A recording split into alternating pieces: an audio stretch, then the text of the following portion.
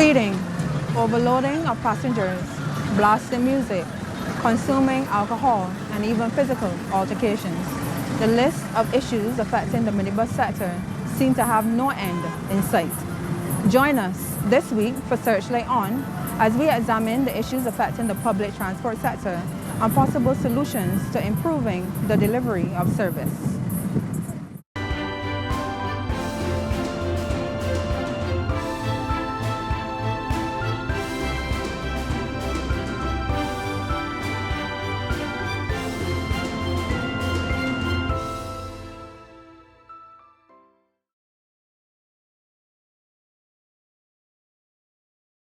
Last year, St Vincent and the Grenadines recorded 160 accidents involving minibuses.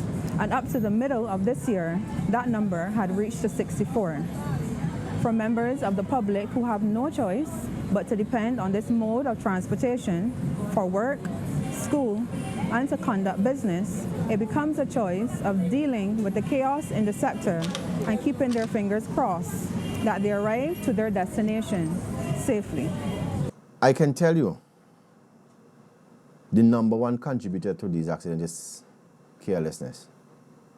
Omnibus are the number one cause or causes of accidents in St Vincent and Grenadines. Omnibus, the way how they drive, they put other persons in harm's way because they drive so reckless. But they don't do this in the presence of the police. They will overtake a line of traffic with vehicles coming in the opposite direction. And they will try to fit in. And if you, as a motorist in a line of traffic, try to accommodate them, sometimes you might have to stop sudden. You might have to pull to your left or to your right to avoid them. And you get in an accident with other persons. While at that time, the omnibus, gone. You are left there in an accident that was created by an omnibus driver. The argument has been put forward by some that lawlessness in the sector only occurs with younger drivers and conductors. However, the head of the traffic division believes that this is not always the case. When you look at the age group of the persons who drive in vans and creating the accident and causing accident, they are mature people. Yeah, they're mature people.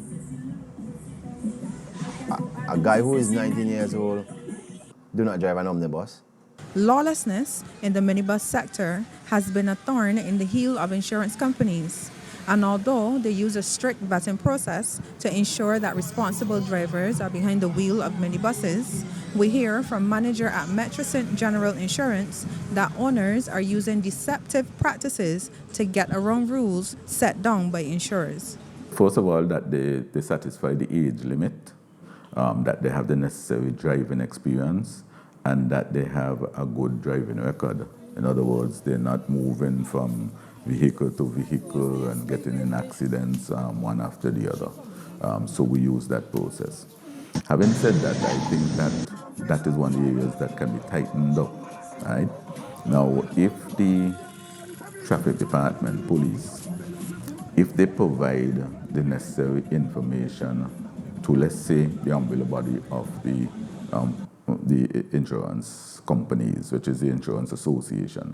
So if they provide data to the Insurance Association in terms of accidents, drivers involved, then the Insurance Association can share that information with the operators in the industry so that we will be on one page. We see from time to time where persons who are driving these vehicles are not authorized drivers.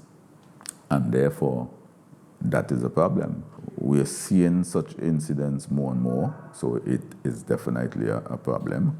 So the owner of these vehicles, being all about making money, if the authorized driver may not be available for one reason or the other, they would want to still be making money. And they make the unwise decision to utilize drivers that are not authorized or who might be below the age limit, who should not be driving these vehicles. So they take that chance, they take that risk. Sometimes it works out for them, sometimes it doesn't. And while police and insurers are under strain caused by the chaos in the sector, the greatest burden falls on the passengers who ride these minibuses daily. Not only do they have to be concerned about speeding and loud music, they also might very well find themselves caught in the middle of a scuffle between drivers and conductors. If the minibus operators have an association that is active and vibrant and strong, then they could insist that all operators register under their umbrella body, and one strike, two strike, you're out. So that persons know, the drivers of the vehicle and the operators of minibuses would know that if they don't operate within the rules and regulations of the association, and of course in keeping with the rules of the road, they will be debarred from driving minibuses. And therefore you would control the drivers, and also the operators would know that they only would use drivers who fit the bill.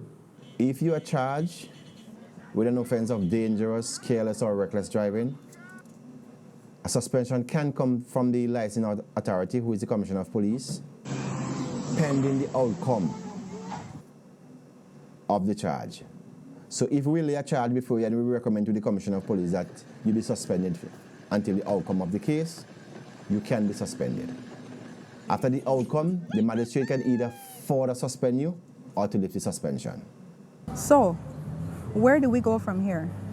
And what are the practical solutions which could give commuters some peace of mind?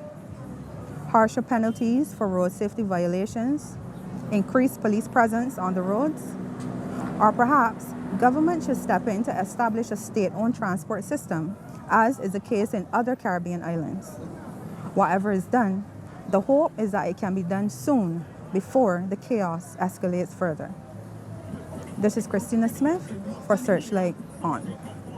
It's getting hot in here, so man in a back shot, force away a man in a back shot, in a back shot, wine in a back shot, in a